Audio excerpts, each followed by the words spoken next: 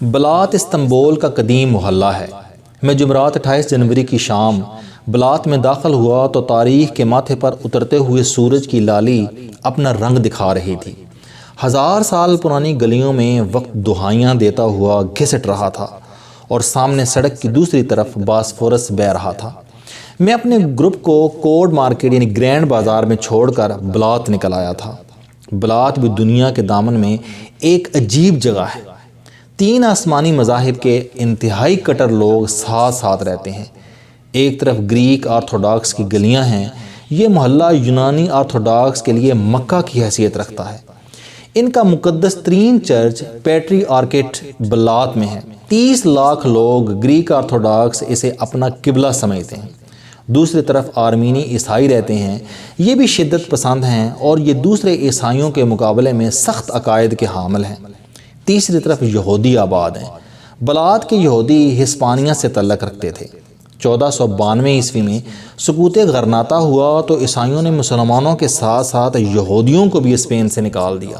اس مشکل وقت میں 2 مسلمان ریاستوں نے ان کے لیے دروازے کھول دیے تھے، مراکش اور خلافت عثمانیہ۔ آدھے یہودی طریفہ کی بندرگاہ عبور کر کے مراکو میں آباد ہو گئے اور آدھے بحری جہازوں میں بیٹھ کر استنبول آ گئے۔ اس وقت خلافت عثمانیہ پر سلطان بایزید دوم کی حکومت تھی۔ سلطان نے انہیں بلات کے علاقے میں آباد کر دیا۔ آج بھی اس محلے میں ان کے مکانات اور سیناگوگ موجود ہیں۔ ترکش یہودیوں کی اکثریت اسرائیل نقل مکانی کر چکی ہے، لیکن اس کے باوجود 15,000 یہودی آج بھی ترکی میں موجود ہیں، اور چوتھی طرف افندی مسلمان بھی کثیر تعداد میں بلات میں رہتے ہیں۔ یہ لوگ اسماعیل آغا کے پیروکار ہیں، کٹر مسلمان ہیں اور اپنے حلیے کی وجہ سے پورے ترکی میں مشہور ہیں۔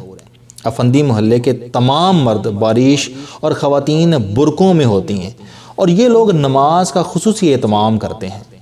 آپ کو نماز کے وقت کوئی مرد گلی یا گھر میں دکھائی نہیں دیتا۔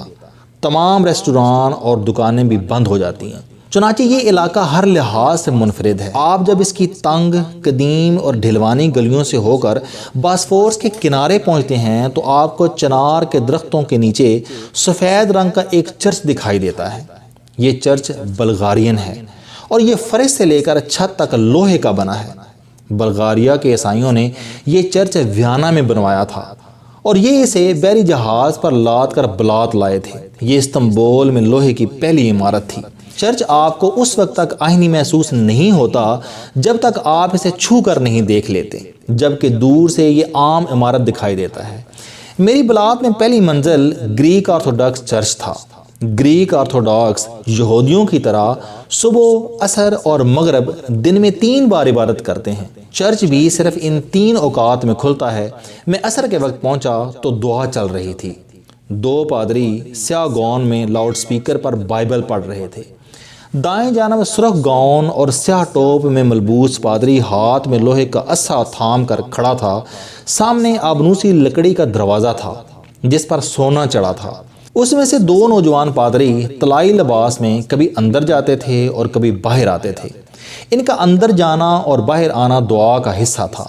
بائبل کی تلاوت کرنے والے پادری جب خاموش ہو جاتے تھے تو یہ نوجوان پادری باہر آ کر لقمہ دیتے تھے اور واپس چلے جاتے تھے، اور ان کے بعد دونوں پادری دوبارہ تلاوت شروع کر دیتے تھے۔ حال میں درجن بھر لوگ عقیدت سے سر جھکا کر بیٹھے تھے۔ ماحول میں سوگواری، سندل کی مہک اور پگھلتی ہوئی موم بتیوں کی مہک تھی۔ میں تھوڑی دیر بیٹھ کر مقدس ستون کی طرف چلا گیا۔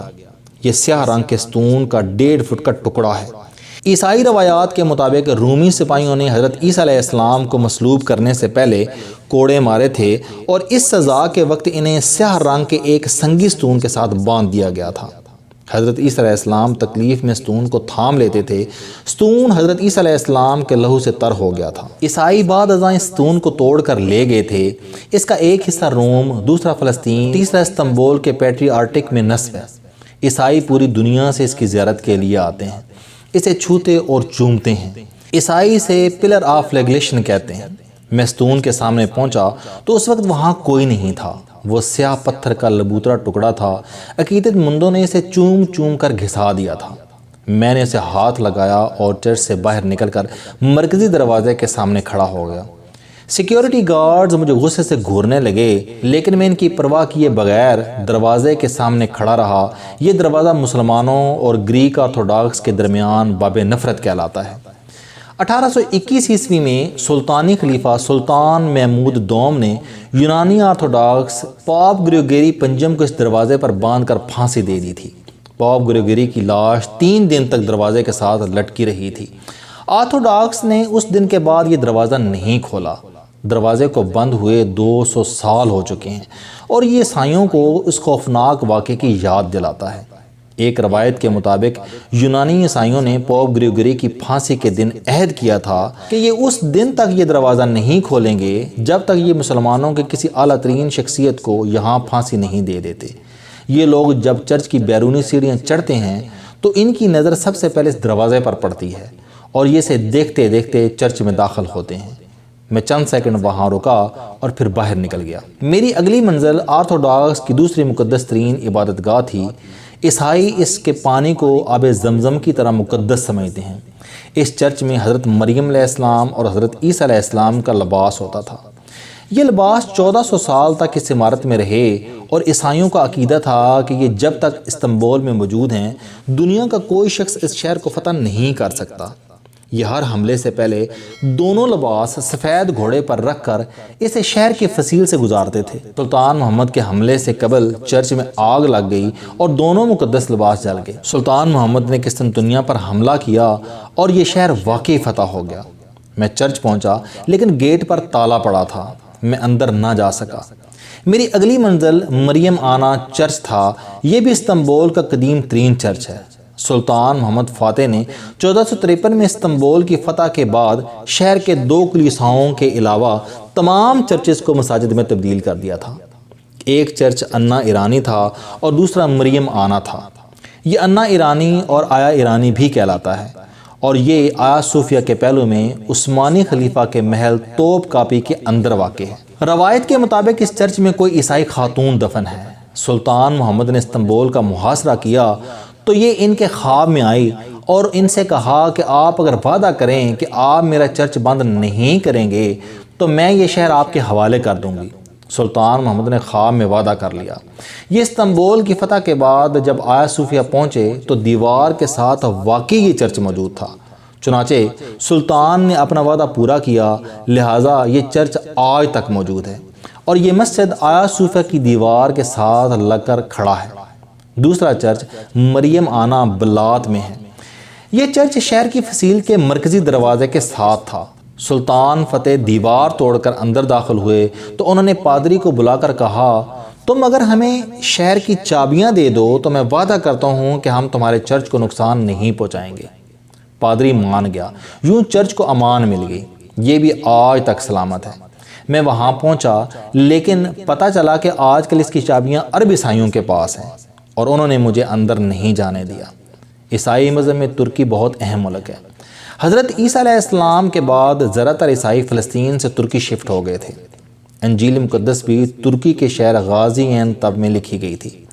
حضرت عیسیٰ علیہ السلام کا وہ رومال جس پر آپ علیہ السلام کے چہرے کا نقش تھا وہ بھی شانلی عرفہ میں تھا۔ یہ رومال آج کل برطانیہ میں ہے۔ عیسائیوں کی پہلی مملکت بھی ترکی میں قائم ہوئی تھی۔ اس کا نام ابگر تھا اور یہ شانلی عرفہ کے مصحفات میں تھی۔ یہ آزرون بھی کہلاتی تھی۔ حضرت مریم علیہ السلام بھی حضرت عیسیٰ علیہ السلام کے بعد ترکی تشریف لے آئی تھیں۔ آزمیر کے مصحفات میں افسس شہر میں آپ کا گھر بھی تھا۔ یہ گھر آج تک موجود ہے۔